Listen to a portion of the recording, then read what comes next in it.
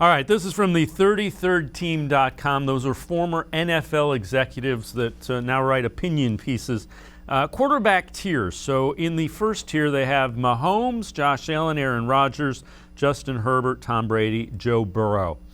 All franchise guys. So tier 2, also franchise quarterbacks on a lesser scale that can win games, haven't done it in the big moments in the playoffs. Can they win you a Super Bowl? And among those, they have Dak Prescott, Deshaun Watson, Lamar Jackson, Matthew Stafford, who won the Super Bowl last year, and Russell Wilson. So again, these are former NFL executives. Joe Banner writes for him, Mike Tannenbaum. They view Deshaun Watson as a franchise quarterback along the lines of Lamar Jackson and the guys that we mentioned in that tier 2. It's very interesting from a strictly football perspective how good guys that are, quote-unquote football people view Deshaun Watson.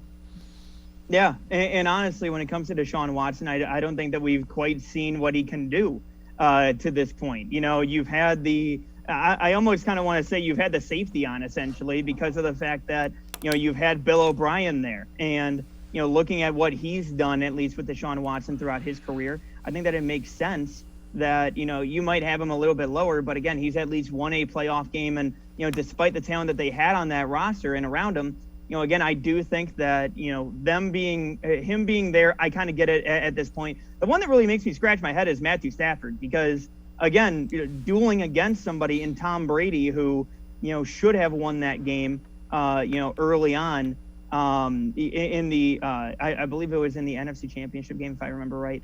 But, it might have been the divisional, but whatever.